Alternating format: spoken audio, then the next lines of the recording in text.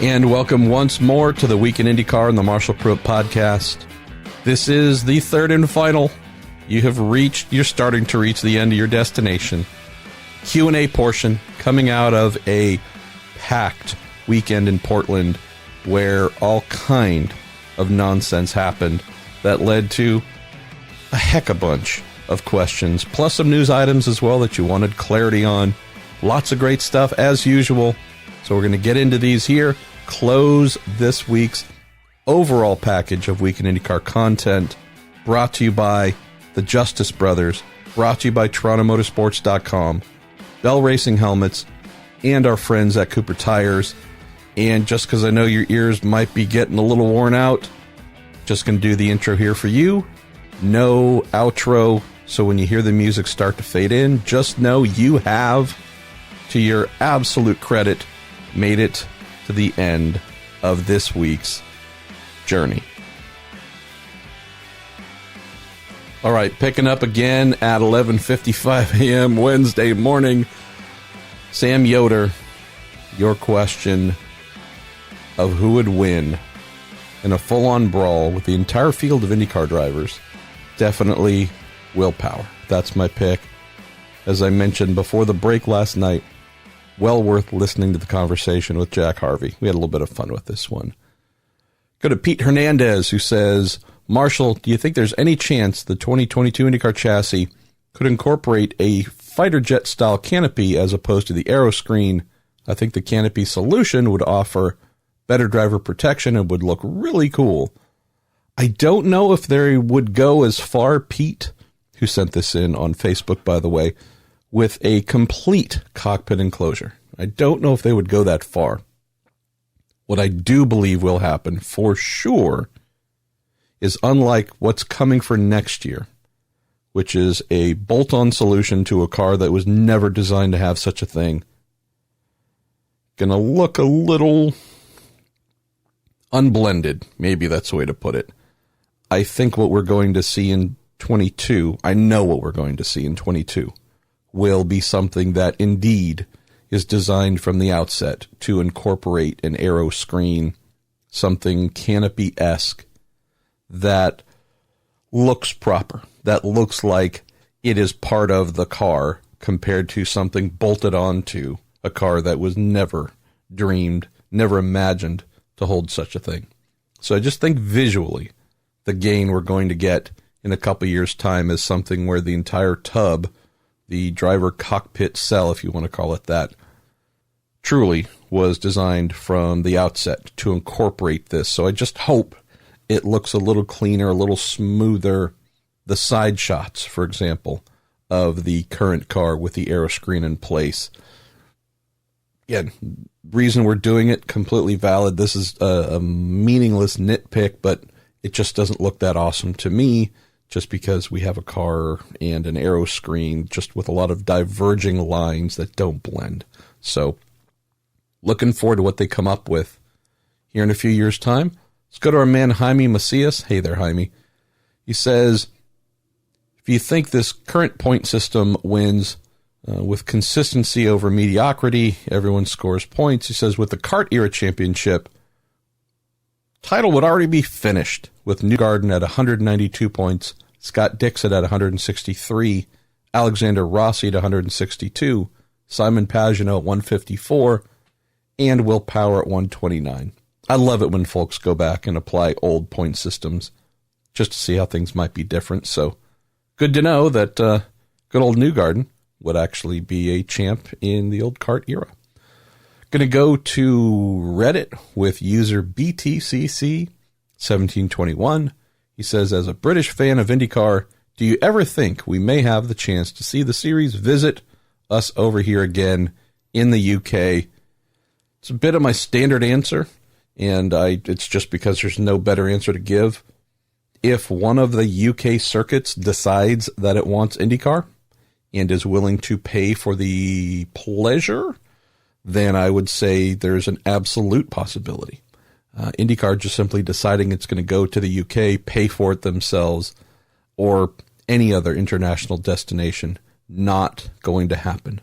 There's just not enough money coming in to allow IndyCar to pick and choose where it wants to go, fund its way there, and just do it for the sake of being there. So, like Australia, like name any other venue, if we do see IndyCar leave North America, it's going to be because there is a promoter, sponsors that promoter has acquired, someone with a lot of money who just wants to see IndyCar on their home turf, paying for the opportunity. I would love this, though.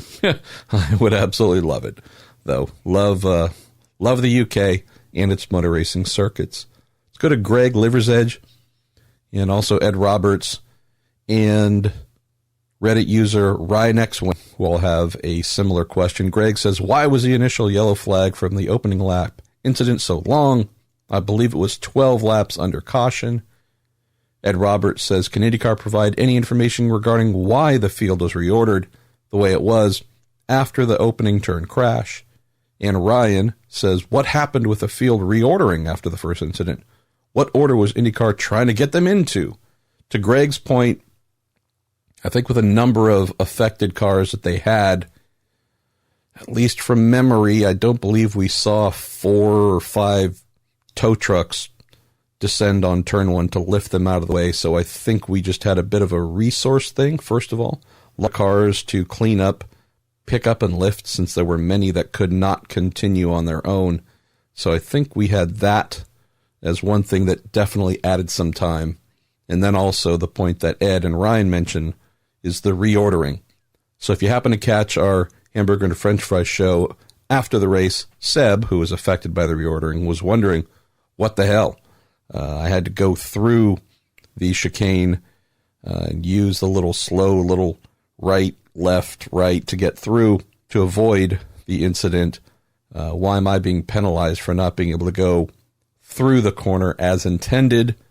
So as usual, I reached out to our man, Kyle Novak, IndyCar race director, and said, hey, could you help explain this? And so he sent along a very detailed answer, knowing that a number of you are definitely wanting to know. So here's the answer sent in by Kyle Novak. He says, race control, quote, freezes the order at the moment of a full course yellow, an FCY, is declared, meaning that all cars are entitled to retain position at the instant the FCY is issued. Cars that are involved in the incident are not entitled to keep their position until they are again able to maintain appropriate pace. It says other series use methodologies such as reverting back to the last green timeline crossed by each car to set the proper order for the sake of expediency. However, this method may omit a legitimate green flag pass that occurred between timelines seconds before an FCY. Each time an FCY is issued, our timing systems begin tracking any order anomalies that occur between the last green timeline and the next yellow timeline.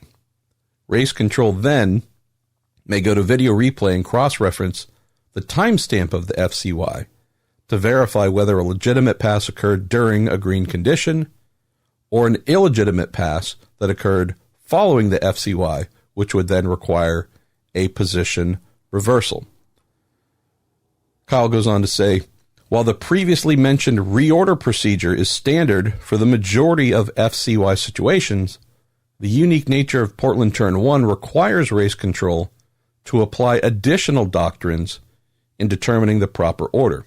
First, the Turn 1 runoff is the only runoff on the entire calendar that cars can conceivably pass through to avoid an incident and gain time against cars that use the appropriate route through the circuit. It says, compare Portland Turn 1 to Toronto or Long Beach Turn 1.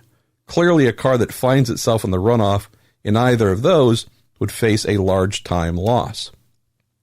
Second, and perhaps most important to this situation, is the doctrine of incident in progress, which essentially states the cars involved in an incident are subordinate to cars not involved in an incident.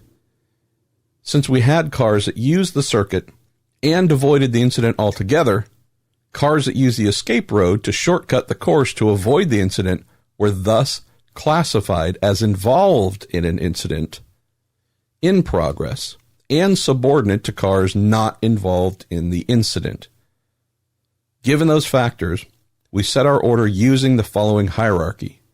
First, cars that crossed timing lines I2A and I2B on the racetrack in Turn 1 and Turn 2 were given priority over cars that used the escape road and were classified as involved in the incident. Next, we used timing line I1 to set the order for cars that used the escape road, since they would have not crossed I2A or timing line I2B, and given race control an appropriate electronic order. Finally, lowest order priority was given to cars most involved in the incident, such as cars that spun or were damaged as a result of contact. Simplified terms, for the cars that weren't involved in the crash, yet were able to go around the Turn 1 chicane as intended, they got reordering priority over those that had to go through the escape road. And I think that's the thing that definitely pissed off my French fry, Mr. Bourdais.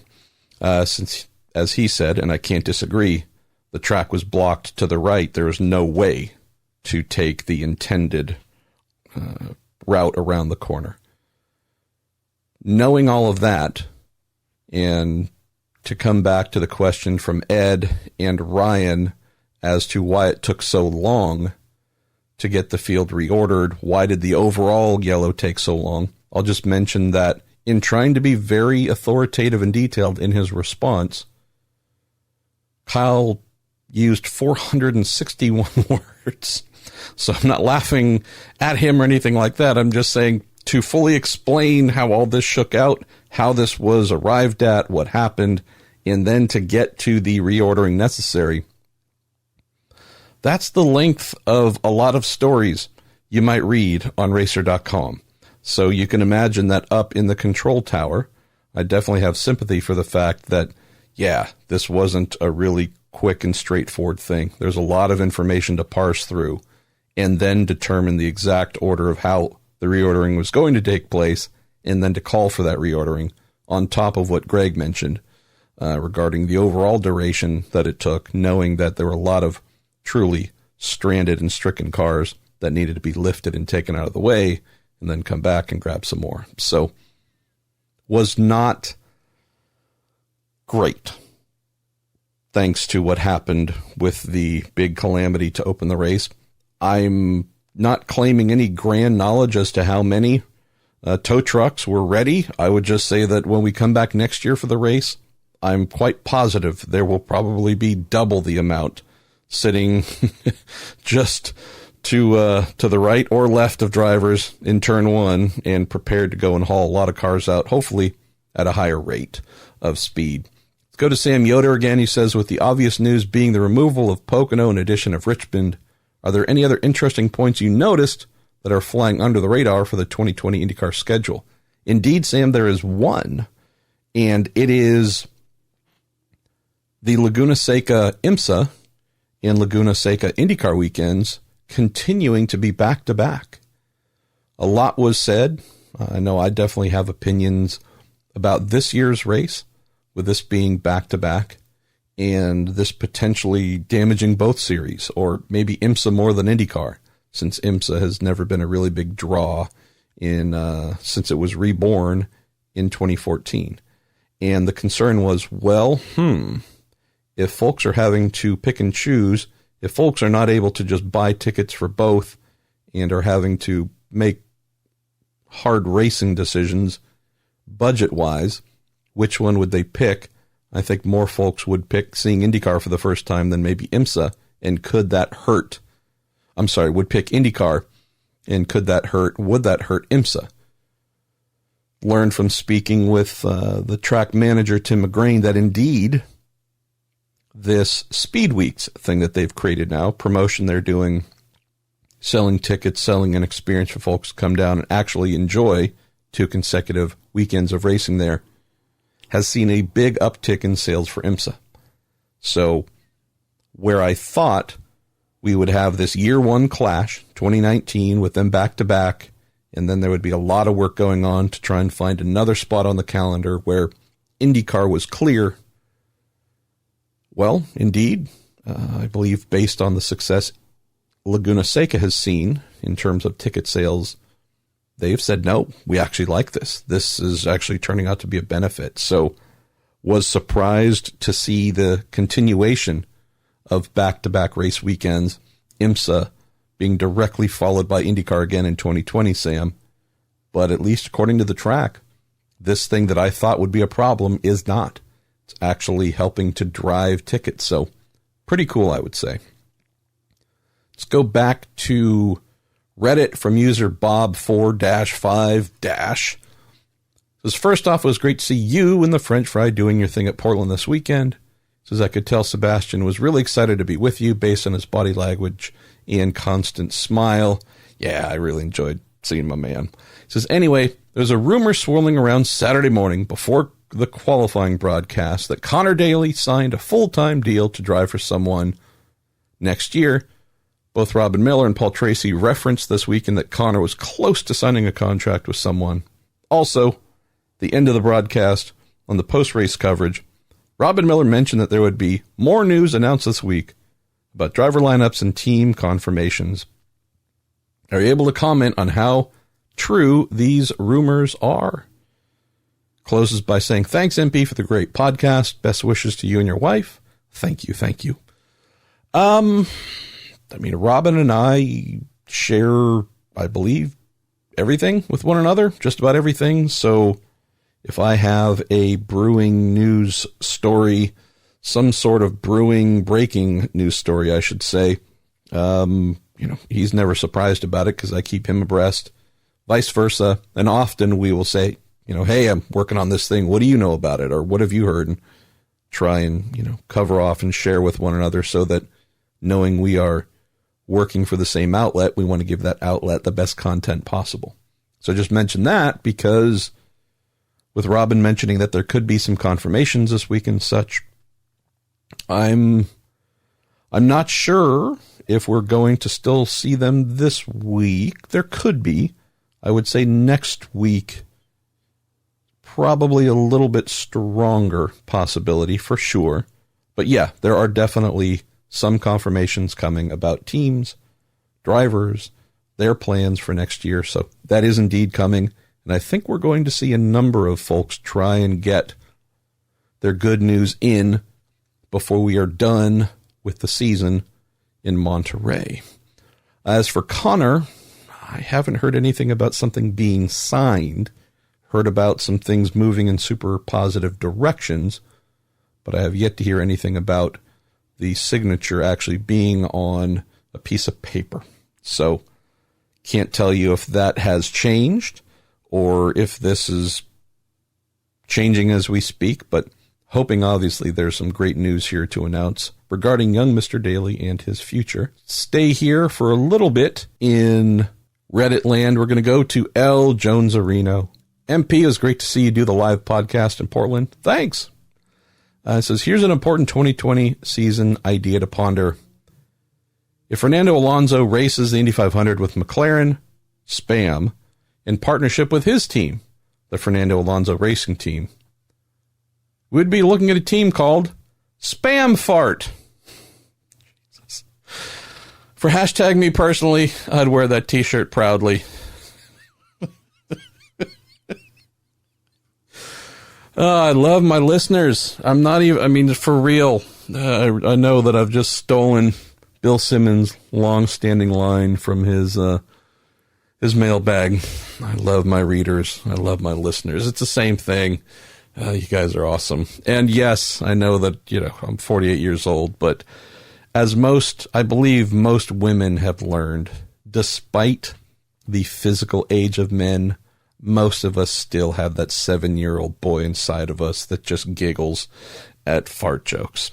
So, yeah, I'm that guy. My wife knows it. She accepts it. She doesn't like it, but she realizes there's some compromises she definitely has to make in being with me. And one of them is having L. Jones-Areno send in the idea that we might be talking about Spam Fart on track next year at the Indy 500, and that just tickles me quite a bit. Let's go to another Reddit user, Business-Travel. I love the names here. I hope you had a great weekend up at Portland and that your wife is doing well. Thank you. It says, my question stems from the news that Robin Miller broke and talked about during the first Friday practice session at Portland. He mentioned that Chip Ganassi Racing was looking to add a third car to their roster for the 2020 season. Do you have any idea who Chip and CGR, i.e. Mike Hull, would be looking at for adding to a third car for next year? There seems to still be a bit of a driver market out there with a few teams to go after for next year, which I also confirmed at the end of our coverage of Sunday's Racer Report. What kind of driver do you think CGR is looking to add along with Scott and Felix? It would have to be someone experienced and competitive, as in not another rookie driver. And as always, thanks for your hard work. Best wishes to you and your wife. Thank you. Thank you. Not that it matters, but I believe you're referring to Robin referring to the story that I broke about CGR looking to work with a team to support a third car, to provide some sort of Andretti technology style technical support. And I do know that the team would embrace the idea of running a third car, truly in-house. Got a definite confirmation of that over the weekend. But at least for what they're looking at, and this is honestly just referring back to the story that I wrote about this, as of now, the Chip Ganassi Racing Ford Performance IMSA GT Le Mans program is not only coming to an end here in about a month at Petit Le Mans, but the team does not have another manufacturer in line to keep the sports car team going. And so with a sports car team that is, I would say in terms of personnel, basically identical, this two-car team that's more or less identical in size to Ganassi's IndyCar program, just means there's a lot of great people who've done a lot of really impressive things, winning for Ford, representing Ford over the last 4 years, who at the end of this year would be out of work and potentially out of employment. And so what the team has been doing, and I don't just mean sports car, I just mean Chip Ganassi Racing as a whole, is trying to be very smart with their planning. So you could either say, well, we're just going to double down, keep trying to find a new manufacturer and run a sports car program for them next year. And if that doesn't happen, well, then we got to shut this whole thing down and let everybody go. Or you could say, hey, we've got a lot of talented people. Who says it has to be sports cars? Also knowing that the vast majority of the folks who've been a part of the Ford Chip Ganassi sports car program came over directly from the team's IndyCar program, knowing that they were a 4-car effort downsized to 2. The timing of this worked out fairly well in that you had a lot of people able to move directly over from the IndyCar operation to the sports car program. And so what they've been trying to do, dear business-travel, is find a way to keep those folks on the payroll after the Ford program goes away. Know that there are still some possibilities. I wouldn't say high percentage possibilities, but possibilities nonetheless for the team to continue in sports cars. To do that, they would have to take over an existing program, because here at the beginning of September, there's no way they would have the time to start something brand new, get it up and running and competitive, and then go race, actually go turn up to the first official test, 4 months from now, the beginning of January, at the Roar Before the 24. So if they were to continue in sports cars, it would be taking over a program. I know that there have been discussions about that may be happening. I wouldn't put that as a high percentage. That all comes back to the main point here of, well, hey, there seem to be more people looking for opportunities in IndyCar than there are cars or seats that are just ready to jump right into. What if we were to dust off one of our many chassis that we have and say, hey, well, here's a car you could step into if you bring a full budget and someone who, as you rightly mentioned, would add to the quality of the program, not just be someone paying for a ride that had no hope, we could do that. We could be that third full-time car for you, or if you're just looking for really solid engineering support, maybe some crew support as well, excellent pit stops and so on. We have a wide variety because we have a lot of really good people that we can insert into your program. So I believe that's what Robin was referring to. So somewhere in there, I would be very surprised if we do not read about at some point in time during the off season that Chip Ganassi Racing has formed a technical alliance with the team, and they are inserting engineers, maybe some crew members as well, all the way to, hey, we're going to be 3 cars again in-house next year. I believe one of those two things could absolutely happen. I'm aware of at least one driver that has had conversations with that team. I know that because I gave that driver the correct phone numbers to call because they asked for them. So there's something brewing here. And looking at how competitive Dixon has been this year with Felix alongside him, Felix now who's just really the only thing left for Felix to do is get his first win. That's exactly what the team has been hoping to have. I'd say they're in a really good position to feel like they could bring on a third car and not have that disrupt what they have going. Let's go to another Reddit user here with one of my favorite usernames. I forgot my password. Okay. Says, with Cota taking the last April date 2 years in a row, is there any hope for Barber to get back to its late April or May position? He says the grounds just aren't at their peak that early. At least for what we had this year, Cota was late March, so not totally clear on that. Barber, as for that shifting, knowing that we've had this early April date here for a little while, part of me thinks this is something where IndyCar and the organizers there really want to just lock in on that being something folks can count on. Let's go to Reddit user Minardi F1. This is me. There's been a lot of talk about how great Michael Cannon is with young drivers. Other than Santino Ferrucci, I know he worked with Robbie Doorknobs, a.k.a. Robert Dornbos, in 2007, but who else has he worked with? Well, most recently, that would be Ed Jones and his rookie campaign, which really impressed everybody. The People's 2017 Indy 500 Rookie of the Year. And also the prime example, that being, granted, he wasn't a quote, rookie, but he was definitely young and still early in his career, that being AJ Allmendinger, when he showed up at the Players Forsyth team in 2006 and reeled off 5 wins with Michael. That was super impressive. So, yeah, I think as I mentioned last week on the show, I don't know, might have been 2 weeks earlier, I don't remember. I think Michael really thrives in a situation where, with a young driver who doesn't come in with a bunch of preconceived notions and needs, and is willing to work with an engineer and develop a car that not only is good, but isn't just set to a very strict set of parameters that that driver carries with them at every team, which you often can find with some veterans.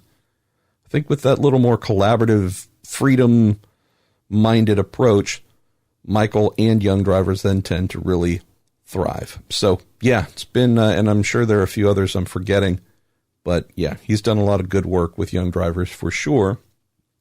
Santino being the latest. Let's jump over to Facebook. Got a couple of questions here along the same lines, both calendar related. From Doug Knoop, says, Marshall, what do you think the thought process was for IndyCar in Richmond to choose a weekend where IMSA has an endurance race, making it so the drivers can't go race at the Glen? So I can't imagine the drivers or teams are happy about that. For hashtag me personally, great use. It sucks because I'm directly in between both races and have loved going to the 6 hours of the Glen the last few years, but I'll be going to Richmond and probably no IMSA races now. Mike Kristoff adds, MP regarding the 2020 schedule, do the IndyCar schedule makers need to be asked to keep conflicts away from IMSA's North American Endurance Championship events, the way they made sure Cota didn't conflict with Sebring next year? Or do they naturally understand how many of their drivers participate? Also, let's make your dream of super duper Sebring and just add an IndyCar race on Thursday night under the lights. That's a great idea, Mike. I would just throw this in, guys, and it's just a reality. While the Salen's 6 hours of the Glen is a glorious event, truly glorious, love Watkins Glen, it's 6 hours. It's part of the 4 NAEC championship, 4-race NAEC championship. Starts off with Daytona, 24, Sebring, 12, Watkins Glen, 6, and then closes with Petit Le Mans. It's 10 hours at Road, Atlanta. Get the conflict. Totally understand that. I know that IMSA team owners who also play in IndyCar or vice versa, certainly not super happy to see that. Far less of a concern, though, than Sebring. Simply because, as we have seen for many years, while IndyCar drivers will sign up for NAEC rounds, we've often found that even when there was no conflict, they weren't needed for Watkins Glen, because it is something that 2 drivers can handle without any real concern compared to having that IndyCar driver as the 3rd. So, know it's a conflict from a fan standpoint. Know that there are some team owners who might not be super happy about this. Thankfully, Watkins and Richmond aren't too far away from a travel standpoint, but I don't foresee this really impacting things for drivers in terms of financials and opportunities in the same way that a Sebring conflict would. Because if you're not going to be there for Sebring, they're not going to look at you, period. Let's go to Frederick Norling. It says, MP, who do you want to see filling ABC spots with AJ Foyt Racing next season?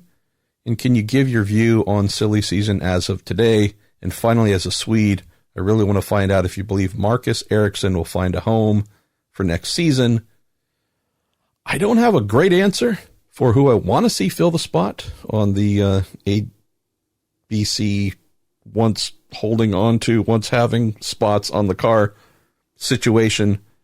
I've heard, not saying it's accurate, but I've heard that if Tony Kanaan returns, the number of sponsors that have been loyal supporters of his could end up just simply being the primaries on the car for the year. Knowing that ABC has said they'll come back for the Indy 500, I believe ABC would just be doing that with one car potentially. I don't honestly know. It's not necessarily a case of who I'd like to see. I would just like to see sponsors filling in. So I might have mentioned somewhere, I don't know, I might have done it in this episode and forgotten already. They're going to be in a tough space. Running at the back of the field for as long as they have, it just makes it hard to justify for any sponsor to come on board and join in. Older days, you'd have a sponsor sign on with one of the smaller teams, lesser performing teams. There would be an acceptance. All right, hey, we'll be there with you. You'll grow. It's going to take a while. We're coming along for the journey. We know you're going to come good in a couple of years from now. We're confident. I don't know of a lot of sponsors who are willing to give that much runway to a team to start delivering. So really fortunate for ABC that came on in 2005. Yeah, really fortunate on the timing of when that happened. I just think it's going to be a challenge to get major sponsors to join in. Getting smaller associate sponsors, definitely think that can happen. Who knows if some of those could be spun into bigger. As for silly season, yeah, there's a lot. I don't want to spend an hour on it here in this episode. Robin Miller and I did film after the Portland race a silly season video, and so we'll try and get that up next week. Bit of a filler between the 3 weeks set between Portland and Laguna Seca. As for Marcus, I do believe he will find a home for next year. As I mentioned earlier, he does bring some good corporate backing with him. He has some pretty strong supporters. And on top of being a talented driver who has not had a great year, I think that there are enough folks who realize there is something there. And the fact that he can help from a financial end, or his sponsors can, it's going to put honestly put him in one of the finer positions to find a home next year. So, provided he wants to be here, provided that there is a strong willingness, there's a number of teams that would welcome someone like Marcus who can drive and can also help solve some of the budgetary items as well. Let's go to Norm Nelson. Norm says, great to meet you Saturday. Thanks for the live podcast. Thanks to all that you do, and much love to you and yours. Thanks, Norm. Genuinely great to meet you, and thanks so much for just all the warmth and love. It was a true blast doing the podcast there. He says, I heard Will Power say something over the radio with him apologizing to the team for not building enough heat in the brakes before one of the restarts. Is this an issue with all brakes or prevalent with carbon brakes, that being carbon discs, carbon pads? I assume they are more likely to lock up if they are not warmed up. Looking for any insight. That is absolutely the case, Norm. The thing that makes carbon fiber brakes so amazing from a performance standpoint is they generate a crazy amount of heat and friction, something where, if you just want to think of it like glue, once you get heat into them, it's like super glue. I mean, everything comes to an immediate stop by comparison to steel brakes. And so that's why folks love carbon brakes for their much deeper braking capabilities. They're also phenomenally light in comparison to steel, so you get a really good vehicular performance improvement from that as well. You are spinning lighter things, therefore things spin up faster, etc. So that's all good. But yes, carbon brakes are heat-based creatures. They don't work at moderate temperature, decent temperature. You need to get them good and hot for them to start to come into their operating range. Once they're in that range, they are fearsome. So what Will would have been talking about is not getting them hot enough leading up to the restart so that by the time he got to turn one, they were ready to do their super glue impression. Let's go to Twitter here. Christopher Davies. Would it be possible to turn Indy Lights into an equivalent of NASCAR's Xfinity Series by making the next Lights chassis have a bunch of common parts with the next IndyCar chassis? Basically, just different wings, wheels, and engines. Have them run every race with Indy. Been mentioned a number of times, Christopher, and I love including this question because it's always a good one. Would just throw in that whereas it's felt like an option in the past, right? Hey, it'd be neat if you did that, but not necessarily a need. I would say we need to look at what's coming next year with IndyCar's Aero screen as really a overall shift to IndyCar, not just technology, but just the way we think of an IndyCar. And as a result, with Indy Lights being the closest step to IndyCar, and the fact that the 2015 Dallara IL15 by 2022 will be old enough, I'd be very surprised, Christopher, if when we do get the new IndyCar chassis in 22 with an integrated Aero screen, whatever it is, if there was not an Indy Lights chassis, same year, I don't know, maybe a year before, not sure when. I think, though, since Indy Lights pretty darn fast, cracking 200 miles an hour at the speedway now for the Freedom 100, I'd be very surprised if we did not have the Indy Lights chassis mirroring in many ways the next IndyCar chassis. So could Dallara be producing both at the same time and finding ways to have some carryovers, some things that are common between the two? I think it'd be pretty smart. Only concern here, obviously, is cost. The issue with Indy Lights, the reason that we have very small grids, it's not because people don't see value in it. The amount of drivers that graduate from Indy Lights to IndyCar in recent years has been phenomenal. It's just costs. It's too high. It's not that anyone's just doing it for fun and keeping the costs that high. It's just what it is. So I love the idea. I do think that whatever the next generation Lights chassis, whenever that comes along, it's going to look a lot like the IndyCar chassis with some form of integrated Aero screen.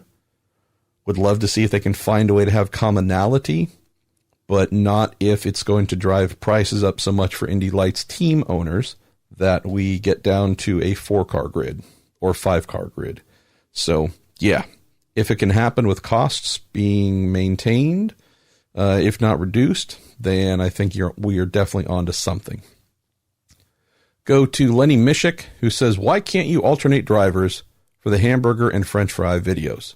I know it would be French. It wouldn't be French, but I would like some variation. Well, I got to admit, this question that Lenny sent in, let's say, caught me by surprise. I'm sure there's some folks who don't like Sebastian Bourdais or don't like me and don't watch as a result. For those that do, I would just say that I think the reason that I do these with Sebastian and not others has nothing to do with any team affiliation, I mean, there's no alignment on any kind of corporate side or anything between Racer and Dalecoin Racing or anything.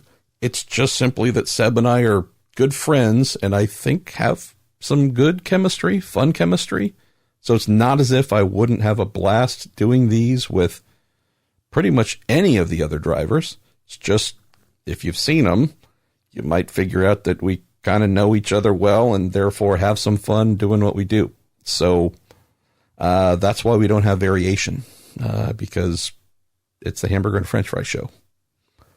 Let's go to Bullfrog.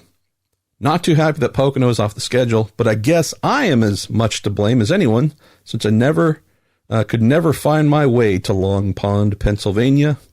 Where, if anywhere, is the next candidate for a super speedway venue if the series has no intention of ever going back to Pocono? Great question. I don't have an answer. We've heard rumors of could Chicagoland, the old, what we would call Chicagoland, be considered. I have heard this, and I've heard that in part of the discussions about IndyCar possibly going back to Pocono, can't say if it's real, but did hear that there was some sort of requirement that there would need to be a significant upgrade to fencing, and that the number to do that, the cost to do that, was significant. Can't tell you if that's true or not. Did hear it from a good source, but nonetheless, I would say that might be a thing that could certainly sway IndyCar's decisions to come back. I also know that IndyCar, being very self-conscious, like most racing series, does not want any more publicity about why are they using Home Depot supplies to repair the fence. So somewhere in there, I think going back to Pocono could be a thing. I just believe that there would have to be some facilities upgrades for that to be considered. After that, I honestly don't know where they might go for another super speedway. There are lots of options, just in terms of speedways that are ready to pay for IndyCar to be there. That's the thing I don't know a lot about, there being something real and actionable. Let's go to our pal Carlos Villalobos. So this is Elton Julian called AJ Foyt in order to merge both teams. DragonSpeed would add the engineering knowledge. Funny you mentioned that, Carlos. No, I haven't heard anything about that, but I have heard this morning, late morning, and I need to chase this down and confirm it, that the team did part ways after Portland with its technical director / Tony Kanaan's race engineer, Eric Cowden. So not sure if that's true or not. I heard that from someone in the paddock who would know, but since that came in while I've been recording here, I still need to go check that out. So engineering knowledge is certainly the thing that we know that they have needed more of. Not sure that DragonSpeed, though, would be the one to bring that, since they have, 3 IndyCar races to their name so far? All right, we're going to go to Ryan Terpstra, who says, can we get a bowling pin with Jack Harvey engraved on it and hand it out to Ryan Hunter at Laguna Seca? He owned it, but I think a little more roasting is in order. You know, I can't disagree, Ryan. I would just say that as a guy, though, that is struck so often by the cartoon Anvil, I think Ryan would want to take that Anvil and give it to someone else, being the guy to be another person's cartoon Anvil, being the embodiment of a cartoon Anvil for Jack Harvey, not dropping from the sky, I guess, just coming in from the side. Yeah, I don't know. There's all kinds of weird things going on here. Ben Cohen says, rumor has it you're a decent race engineer at Richmond. If you got the call to sit in that seat for next year's return to Richmond, who, from the current paddock, are you choosing as your driver? He said, side note, great to have you back at the track. Thanks for everything you've done during a challenging time for your family. We're appreciative of all you do for us fans. Thank you, Ben. Thanks for everyone who said similar things. It's I never know how to react to such things because, it might sound like a cop-out, but it's true. I'm the son of a mechanic. I'm fortunate to do the thing that I love. And I love the fact that other people enjoy the things that I do, but it's just, I don't know, man. I'm just a kid from pretty basic origins, so it's weird to have folks say thank you and that kind of stuff. Now I was an assistant engineer on the car that earned pole at the 2001 Richmond IRL race, that being with Sam Schmidt Motorsports, not the full race engineer. That was Tim, I am forgetting his last name, right? Tim Neff. Tim Neff was the primary race engineer. So we'll credit Tim for that pole along with Jacques Lazier. But if I did get to engineer someone, that's a great, I honestly haven't really thought of that one, Ben. So I'm going to take a little bit of a shortcut, pull up on the interwebs here, the list of all the drivers, and let me think about this. Who would I like to engineer if I had a one-off return at Richmond next year? I'm looking through the list. Who would it be? I mean, I guess if I said Max Chilton, that'd be kind of dickish. I don't know if he's going to want to return next year to ovals with an Aero screen in front of him, so we won't go with Max. I would really love, it wouldn't be Bourdais, by the way. I love Seb, obviously, but he's not the easiest on his race engineers. I would love to work with Colton Herta. I'm fascinated by him. From a driver engineering standpoint, because it looks like the kid is almost a miracle worker. He should not know things that he does. He should not be able to do things that he's able to do with his race engineer, Nathan O'Rourke. Just, the kid is so stupidly good at such a young age that I'd love to just experience that, working with him. We know he would go backwards as a result of having me, but regardless, I just love to see his working style and thought process, just true one-on-one, eye-to-eye from a race engineer driver standpoint. I mean, of course, I'd love to work with Dixon and see what, figure out some of the things that makes him so unique. Power, again, I've worked down the list. Pagano, I'd love to work with, knowing how technically minded he is, but there's a little bit of black art, mystery, I don't know what, with Colton. And I'd definitely love to get in there for a weekend and see, get a feel for what truly makes him so good. All right, we're going to go back to Ryan Terpstra again, who sent in 47 questions. Last one, I promise. This one presented by Mold. That's our new fake sponsor, Miller's Outdated LED Depot, that being the place to send your broken IndyCar LED panels. Can we show some respect on social media? At the very least, if you want to be critical, don't tag the person. Certainly don't make it personal. I think Ryan's referring to folks that sent a lot of not nice things to Graham Rahal, possibly Ryan Hunter-Reay as well.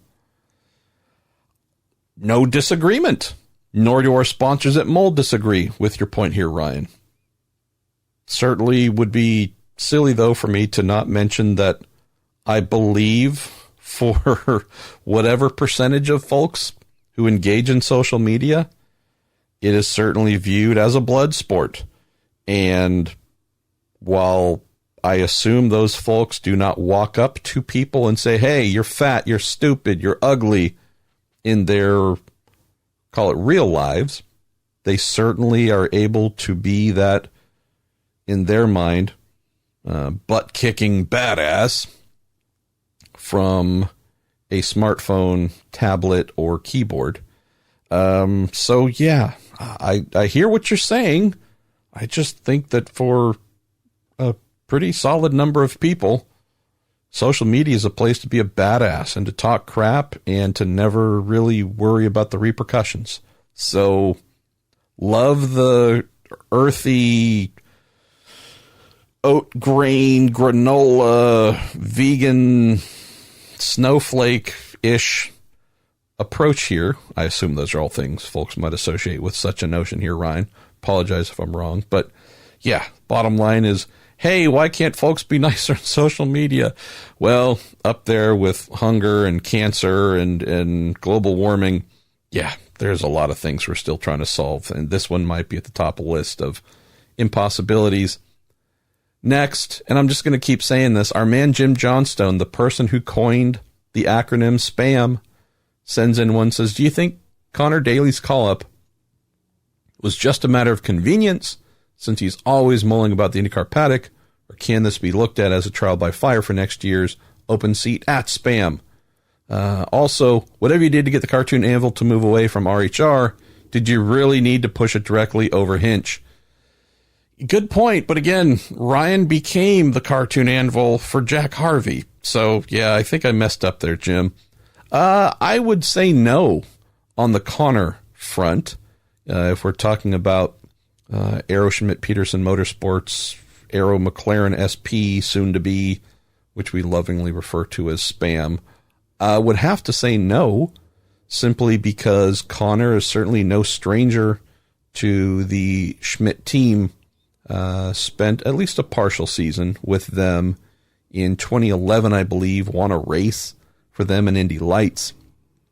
Definitely is someone who then got the call up for the injured James Hinchcliffe at the 2015 Indy 500, did a handful of races for them. I think got a 6th or something like that at Detroit.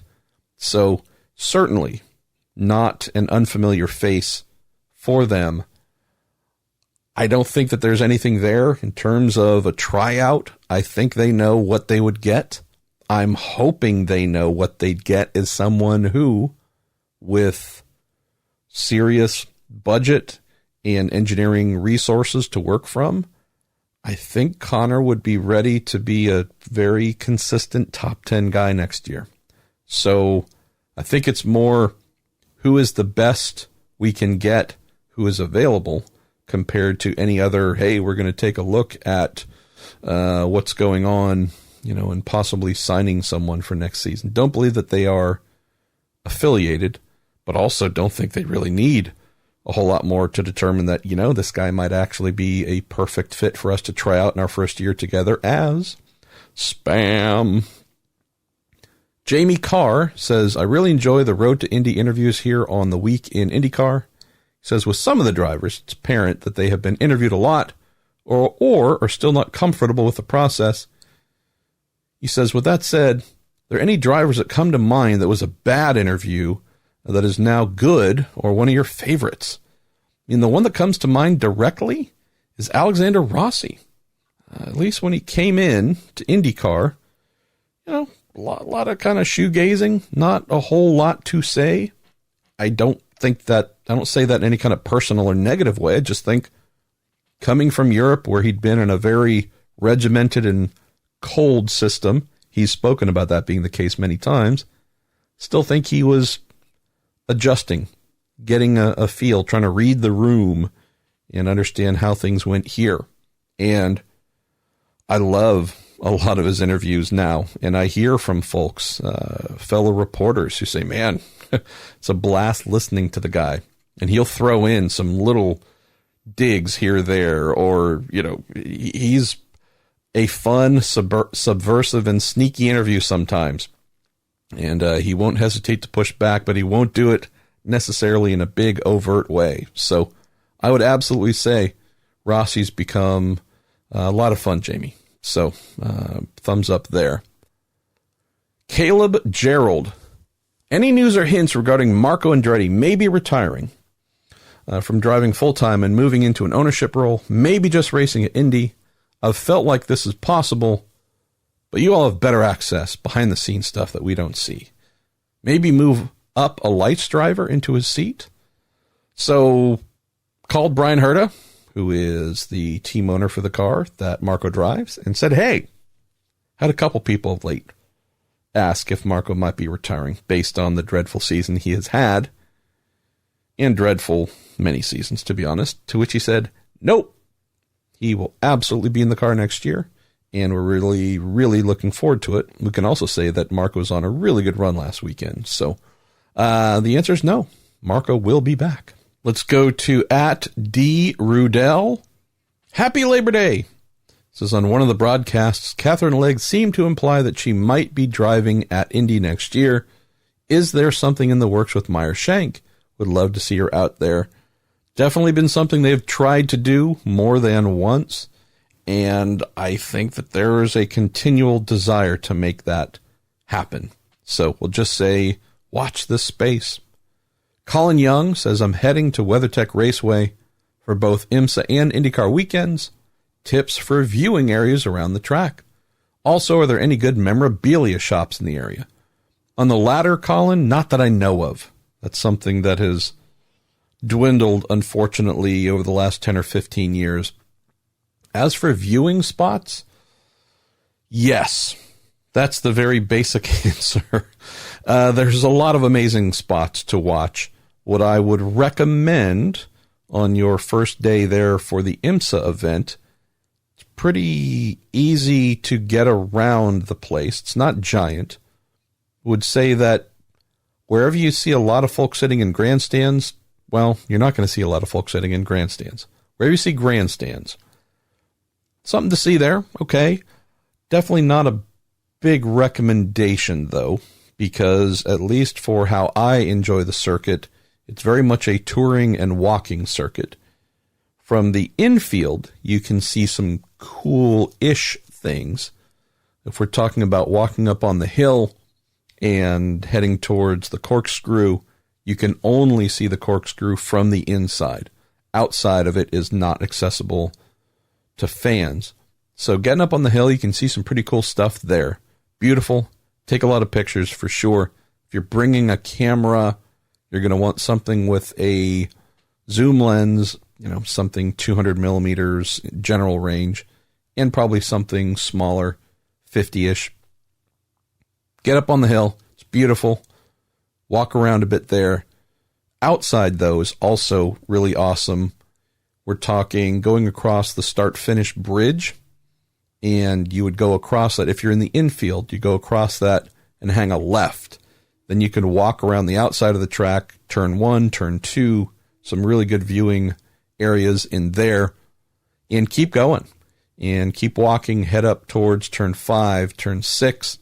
Some beautiful things there, too. So definitely just say, go for a walk. Bring yourself some water, some sunscreen, walk around, find some stuff that you like, knowing that you might not camp out there for hours, at least on your opening day, but that would be my suggestion. There's great stuff to see. You're not going to have a lack of great vantage points. Just would like you to go do that so you know and can then plan, all right, cool, then tomorrow I did like this view, so we're going to go watch for a couple hours there and so on. Last thing I'll mention, and it's just a reality, since it's not a giant circuit with a million corners, knowing that you're going to be there for both weekends, just know that, I don't want to say boredom is the word, but there's only so many places to go. There's only so many places to view from. If you work your way across the bridge up in the corkscrew, just the base of the corkscrew, and go across there, you can go to the outside going down the hill. Down turn 9, turn 10, kind of a camping area. There's some interesting viewpoints from there as well. Would just say walk around and document as much as you can. Find the things that you like early in the IMSA event, and then pay those things out slowly. because if you don't, probably by the race on Sunday for the IMSA weekend, you're going to feel like you've seen the whole place and know it all together. So you might just say, all right, well, I'm going to save this or that for later in the IMSA weekend, or save this area for IndyCar. Or if you just love doing all things at all the times, then just run around and go that way. Let's go to Steven Straub. Hey, Steve. Says, MP, what's going on with Juncos' IndyCar effort? Will we see them in 2020? I think so. I did see Ricardo Juncos very briefly in Portland. He and I do need to catch up. I mean, they have cars. He did say that they are going to rebuild the crash cars, so I believe they will have them in good shape for next year. Can't tell you anything more than that yet because I still need to catch up with them. Let's go to Darus Lar, a grumpy guy in a bear suit. Can we get a late season Golden Anvil? I like how we've merged Golden Bowling Ball and Cartoon Anvil into Golden Anvil. Nomination for Conor Daly, both Iowa and Gateway. He does his qualifying run on kitty litter after car blows up in turn 1, then gets hosed by a late yellow during the race. Portland, he gets nailed by the Patriot missile known as Graham Rahal. Yeah, luck of the Irish, huh? Yeah, well, maybe it's because he's half Irish. He's only half lucky, which I guess 50% luck might come in the form of a Patriot missile or kitty litter. I'm with you. Overstating the obvious here, I would just love to see Conor Daly have a full season in IndyCar with a good and ready team and shake all the nonsense that has limited him, right? Being the super sub. Nobody wants to do that. You'll do it to try and get your name, keep your name, something in the spotlight, but that's not a way to exist. The luck as well. Yeah, misfortune has found him more often than it should. I'd just love to see him have a reset year because I know he can be really, really good. I don't know if he's champion material. We haven't seen enough consistently from him to be able to make that assessment, but I do know for sure that he can be running towards the front, giving folks a really hard time and making a team happy. I'm totally convinced of that. Let's go to Acer Rubrum. And I tried to figure out if that's some sort of anagram. It probably is, and I'm just not smart enough to figure it out. Tech question. How does an electric component like the new KERS system add power to the powertrain? Is there an electric motor tied into the transmission somehow? I don't really understand how the electric system is additive to the overall power to the rear wheels. The answer is yes. You have a motor generator unit, an MGU, that spins, generates electricity.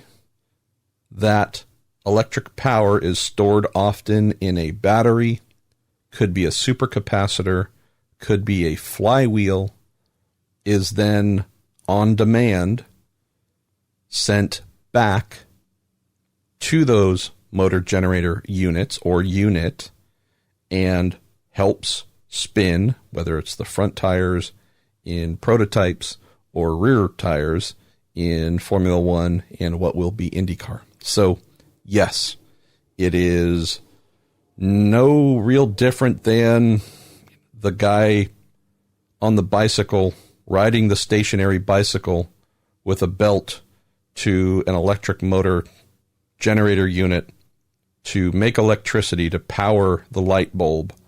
The only difference here is instead of it being just a light bulb, it's a battery that is storing what is being charged, and there's a mechanism to send that right back to the motor to spin the wheels instead of the person on the bicycle having to do it. So, yes, it is very much of a charge, hold, and release system back through the thing that captured it to begin with.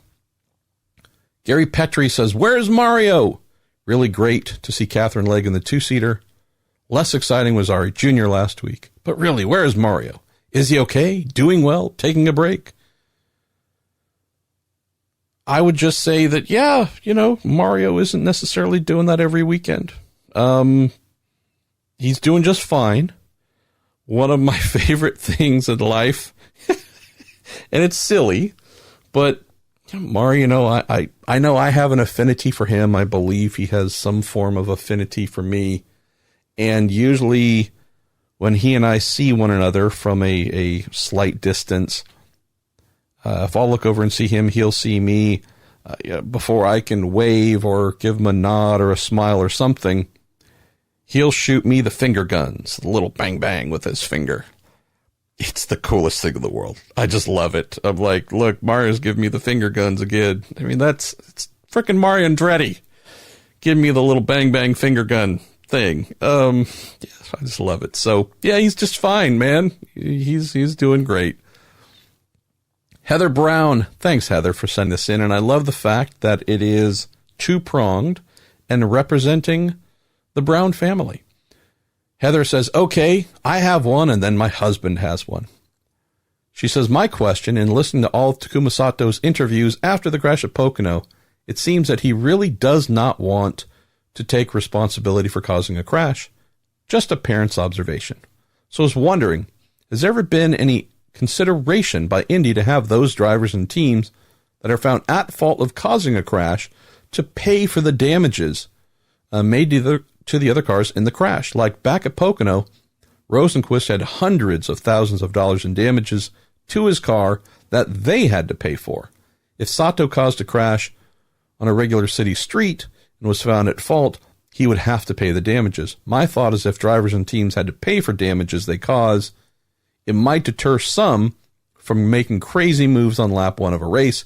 Keep in mind, I'm only talking about those where Indy issues, penalties, possibly for avoiding contact and such.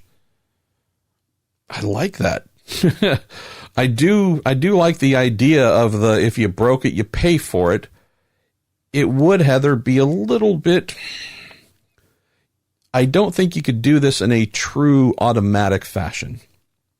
Meaning that if, just make up, say, rear suspension component broke on Takuma's car and caused it to turn into Rossi.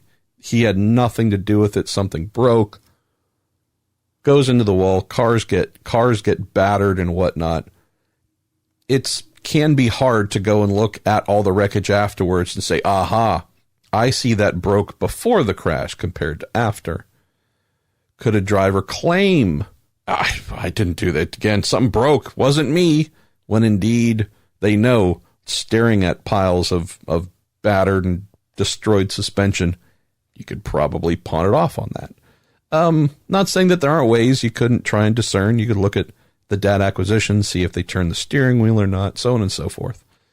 I like the general premise here of if you broke it, you pay for it.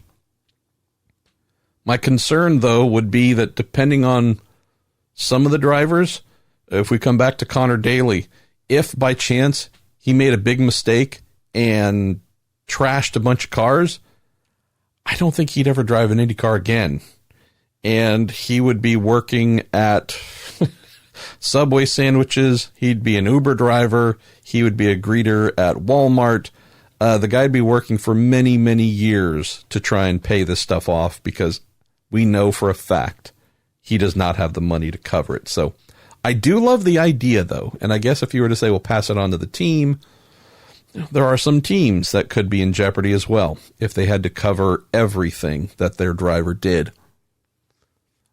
Still not sure I've come to exactly what we need to do, whether my 1 lap or 2 lap start in a hole penalty is really good or bad or dumb or smart. But I do like the idea that we're talking about this stuff. Maybe this is a great thing for y'all to send in more ideas next week. All right, let's think differently. What kind of penalties should be considered for stupid stuff that trashes the field? Whether it's lap 1, turn 1 at Portland, whether it is the first lap at Pocono. Get some more ideas coming in. Please send those in here, and definitely look forward to reading them here soon.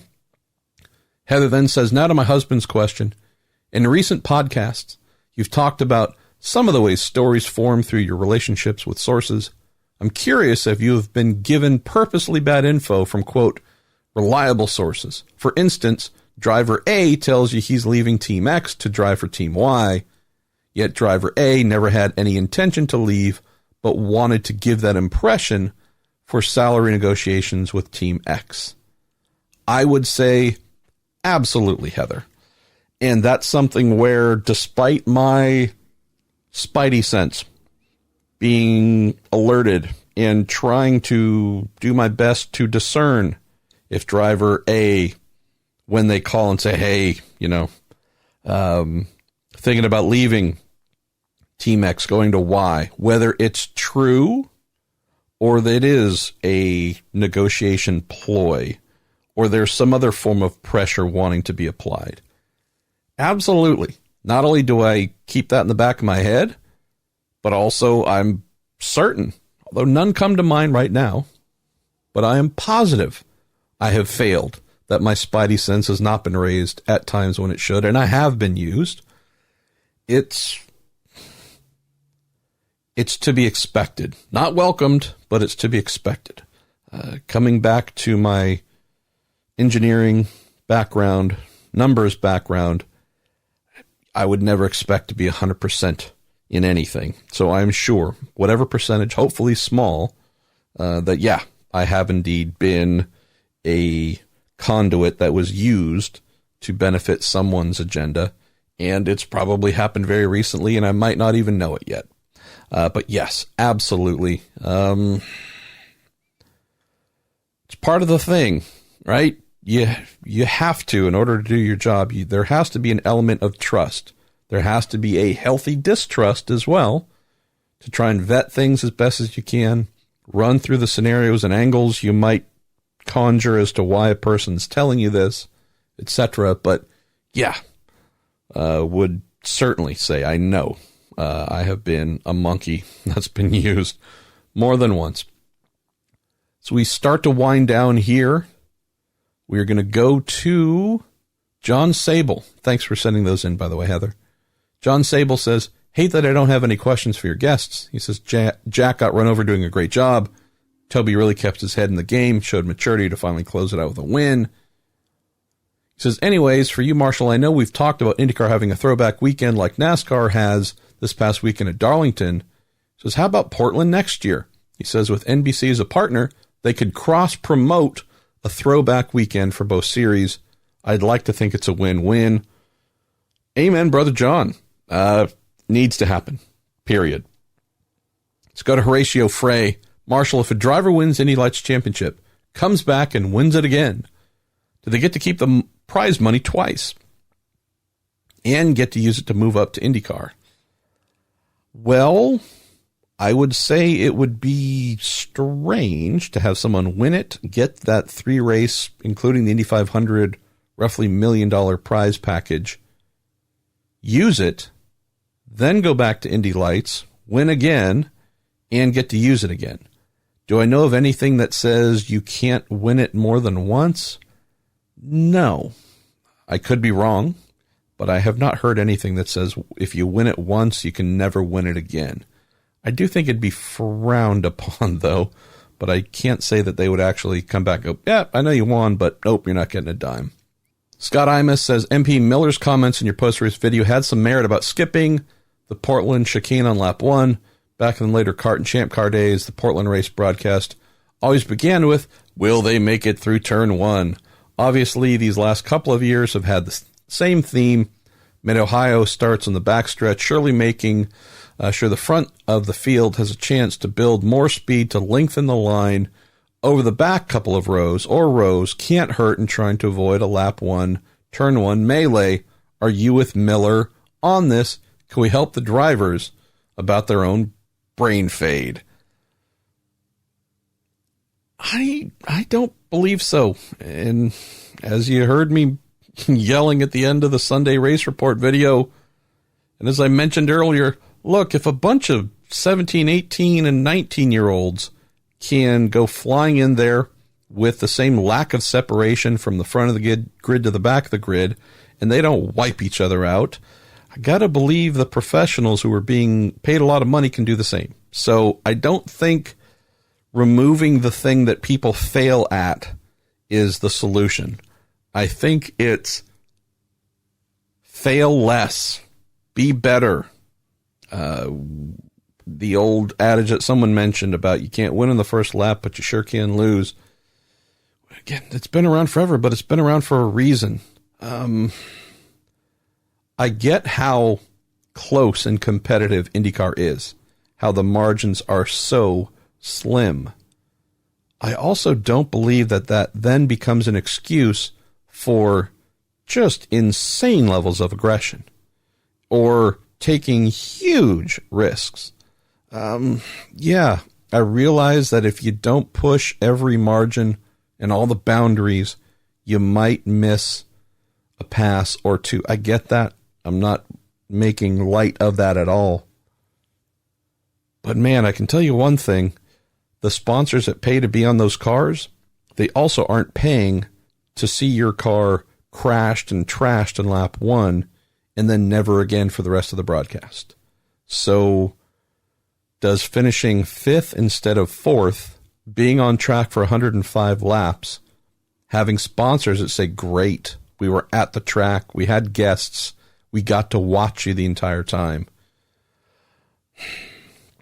I know it's a really hard thing to balance, but I don't buy the fact that it can't be done.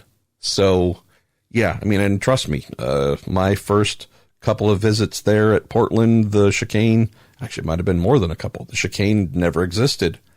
Everyone went rocketing down the front straight, hung a right, and went about the infield. No chicane at all. We've seen folks crash at turn 1, lap 1 chicanes throughout the world in all kinds of series. I get it. It's not unique to IndyCar. But I don't want to give a lot of credence to things that become so close that, if you don't take every chance to get by somebody, then you're just never going to be able to do it again. As another listener wrote, there was a lot of passing throughout the race in places we didn't expect. So that maybe takes any strength away from that argument at Portland, at least, even more. So, no. My fear is, though, like we did at Pocono, where some seemingly forgot what happened the year before with Robert. My fear is we're going to come back to Portland next year, and it's going to be complete amnesia about what just took place. Scott also says, was your, quote, incentive-based sponsorship idea of 2 weeks ago prescient regarding ABC and Foyt? I will admit to having them in mind, Scott, and we'll also mention, which I think I did earlier, that the ABC might be going away thing. It's not a new thing. It was just recently turned into and it's formally happening thing, which led to us chasing that down. Let's see. Let's go to our pal Jeremiah Morrell, our winner of the Scott Daly. Oh, man. I have no excuses. I actually got some pretty good sleep last night. I've had coffee. I don't know. My brain and my mouth, I guess they're in a fight. There's stress in the relationship. Someone needs a timeout. Someone has to go sleep on the couch, maybe. I'm sorry. I've edited out about 5 of these word, mouth, face things that aren't working so far and just kept in some others. So I'm sorry here. We're getting towards the end. I don't know if that means anything. Rocky's just walked by. Hey, buddy. Thanks, pal. It's great to have you right in front of me here, blocking everything. Between Rocky's tail. Yeah, okay, there we go. Thanks, pal. We have Jeremiah asking, I know it's insane, but can we float the idea of IndyCar Darlington, similar shaped track as Gateway, a little more banking, heart of NASCAR country, if they can go to Richmond and need ovals? Let's go to Darlington. 100% with you, Jeremiah. I think as IndyCar starts to whittle down what works for them in terms of tracks, audiences, response, and such, there will come a point where it's going to be one of two things. We either try and come up with a new street race somewhere to put ourselves in front of a, quote, new audience, or maybe we need to see if there are some familiar circuits that are not traditional IndyCar joints and go play in front of them. I don't know if this is possible. I don't know who owns Darlington, if there's any potential problems with NASCAR getting in the way or whomever. I love the idea, though. IndyCar Darlington, that would be completely insane. Andrew Marshall says, I've been a huge fan of Graham Rahal since his Atlantic days, but the past 2 years reminds me of his 2013 and 2014 seasons at Chip Ganassi Racing, where Graham was nowhere, and I think you meant to say struggling for pace. You said strangling for pace. That could be actually most apt word. I was hoping you have more insight into what is going on with Graham and why his former race engineer Eddie Jones is not his engineer anymore. It just seems weird that RLL split Eddie and Graham up after 3 good years and having Graham have 2 new engineers in as many years. Yeah, well, the team privately, and it's not an admission they would need to make publicly, but they have acknowledged that the experiment of moving Eddie off of Graham's timing stand and over to Takuma's, while it certainly benefited Takuma, who has won, 3 couple times now, Graham has not been as fortunate. And so having Tom German as his race engineer last year, there were some good vibes, but I think there was an understanding that maybe all the chemistry isn't there. So Tom's been moved into more of an R&D role. This year, Alan McDonald, good old squirrel, has come over from the Schmidt-Peterson outfit, and I think he and Graham do very well. Where I think there's a need, Andrew, is that it just stands out now that they could really use a technical director, someone on high that is going to lead them down R&D paths that will make the team more competitive overall. Again, knowing that Takuma was a beast at Barber Motorsports Park, won that. I mean, he was the man. That was great. We just haven't seen many days. Even knowing that Takuma won at Gateway, he was not in a position to win on outright pace. The team has not looked like it has been truly ready to vie for multiple wins this year on outright pace alone.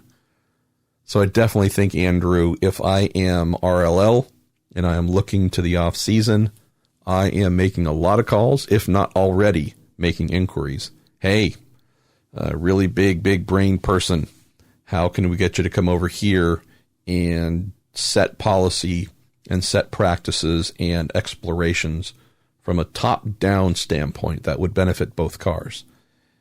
That's a lot different than just having really good race engineers. Eddie Jones, Alan McDonald, they're going to get a lot out of their cars. They're going to give their drivers very good cars.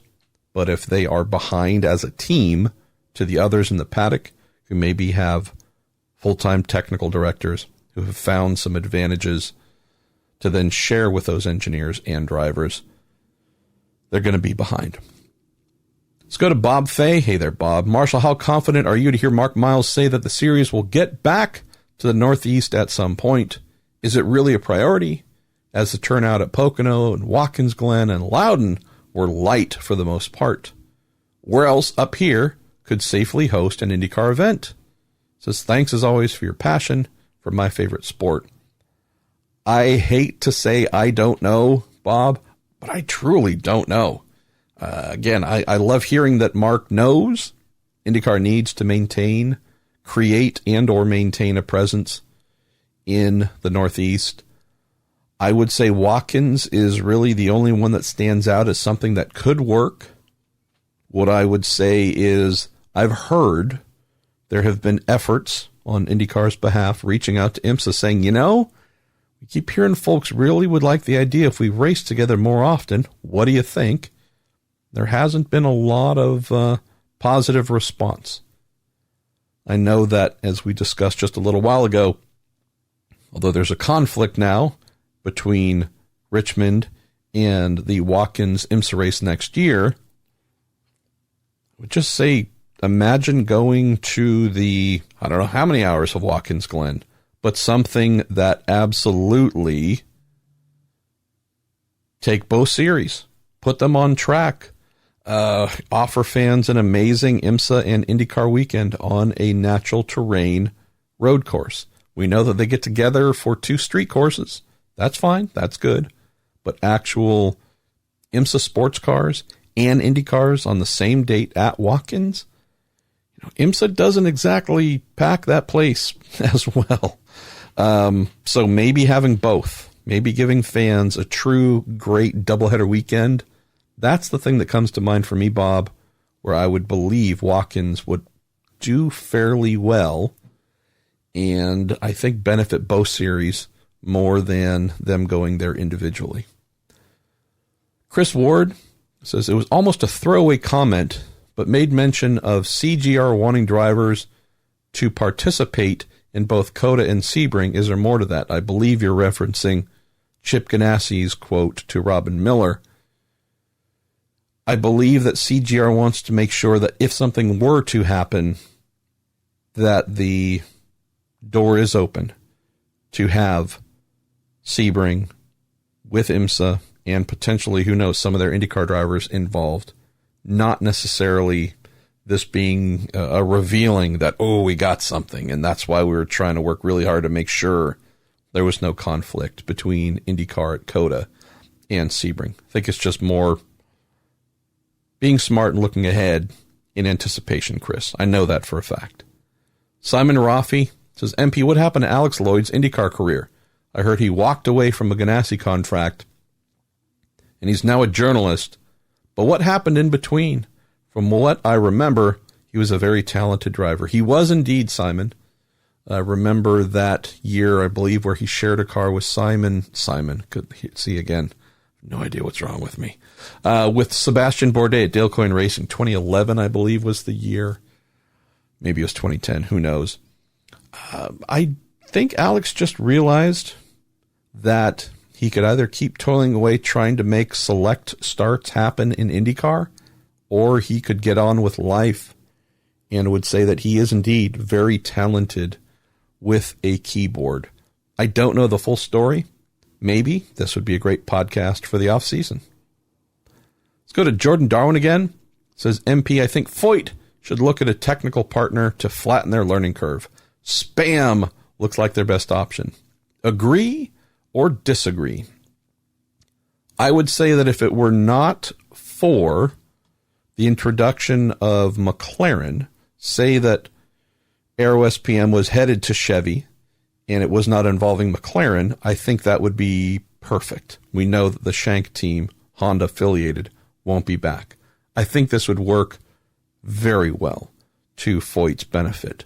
But I believe with McLaren involved, they are not so inclined to extend themselves in that kind of way. Could be wrong, but I love the idea. I just don't think that Aero SPM's new partner is going to be one looking to benefit other teams going forward. All right, we're down to 2 questions. Brett Ross, penultimate is yours. Hi, MP. Here's my question from last week again. If you were to make a basketball team with IndyCar drivers, who would you pick to be your starting 5, and who would be the coach? I think the coach answer, really simple. I think it would be really simple. That'd be Tim Cindric. Not only do we know of his vast talents on the timing stand, I believe he might have played some college ball or something like that. He's definitely a taller cat. I think there's something in there, if I'm remembering correctly. As for the starting 5, I love my listeners. Seriously, you guys are the best. All right, so Takuma Sato, not on the team. Zach Veach, not on the team. Marco Andretti, not on the team. Realize that height alone is not the only thing that you want, but let me try and think about, I think Newgarden's going to be in there. He's not crazy tall, but he does have an athletic build, so I think he's going to be there for sure. We know he's going to be wearing a big old mouth guard too, so that's going to look awesome. Where do we go? Hunter Ray? I don't know if he's super, at least these days, I don't know if he's super agile. I'm not saying he isn't, I just don't know if he is. But, he's got a little bit of size to him as well. Could be that 4 spot I don't know about 5, but maybe the 4. Let's see, who would be... Again, we can't all just go on height. We can't have 5 centers. Bourdais not there for sure. I mean, I was going to say Rahal, but again, I think he's the tallest of all the IndyCar drivers, so maybe he'd be the 5. Just, again, I'm not seeing him doing a lot of wind sprints to run down to the other end and defend, but who knows? Again, could be wrong. Where else do we go? Kind of point guard, shooting guard, something in there. Man, this is maybe you might be, Brett, exposing a hole in IndyCar's drivers. Again, some of the taller ones, knowing they're kind of fit, that 4-5-ish roll, clog the paint, do something. All right, got it. But the, little bit smaller, but agile, deft, really, slick hands, balance, change of direction. Where do we go here? I love Hinch. I don't think it's Hinch. Colton? I don't know. I mean, he's pretty wiry. Maybe Piggott comes to mind, maybe, right? Piggott might be in there somewhere. Boy, I'm struggling here. All right, I know he's not a full-timer. I'll throw in Sage Karam. He might be the most athletic of all IndyCar drivers. Okay, he only does 1 race a year. Maybe Hildebrand, right? I mean, he's, a true athlete among the drivers. Yeah, but at least in terms of full-timers, I'm trying to think of someone who might have a good shot as well. I mean, you might say Power. He's on pole position all the time, right? But he's also not always the most consistent guy, so he might be clanking things off the rim. I don't know if Scott Dixon has ever seen a basketball. Pagano, that's a cute idea. All right, I'm sleeping here. This is totally my fault. Rossi. I think Rossi might be shooting guard. He's somewhere in there.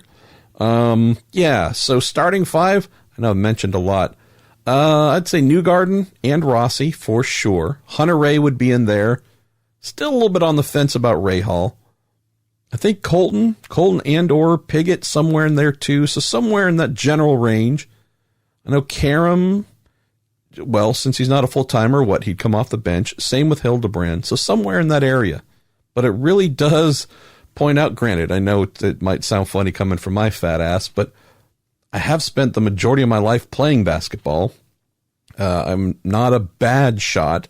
I'm certainly not going to beat anybody from coast to coast here, chasing people down these days at least. But it might be fun to organize a half-court IndyCar driver basketball game. I think we'd suck, and I think it would take about 12 hours to get to pick whatever arbitrary point. First to 20 wins, first to 30 wins. It might take a long time. I'd probably have Miller on my team, too. That guy, believe it or not, I think he'd be an asset. So thanks for your the question here. Penultimate question of the week, Brett. Let's go to the final one. It's also brought to us by our new fake sponsor, Miller's Outdated LED Depot. That's mold. It's a long one here. It's more of a dissertation. So, as I do encourage, send these in too. Questions. I love them. If you also have opinions and ideas, send those in too. So I saved Mike's for last. It says, sorry about the novel, but Portland's my home track, so it's hard not to go all out. Where to start? First and foremost, it was awesome to have you back at the track. Couldn't resist giving you that big bear hug. Thanks again, Mike. That was sweet. He says the MP Live podcast was awesome. It seemed like quite a few fans were in attendance. I'd love to hear about numbers for ticket sales. He says, from what I recall, all RV spots and parking was sold out. I ran into many people that traveled from Canada, Seattle, and more. All signs point to good attendance. He says, I met a lot of newer fans, but was especially impressed by the volume of diehard fans wearing classic IndyCar and Champ Car attire. He says, here's my soapbox moment. The primary beer vendor was pushing Coors and Coors Light in Portland. Portland, Oregon has more breweries in its city limits than any other city in the world.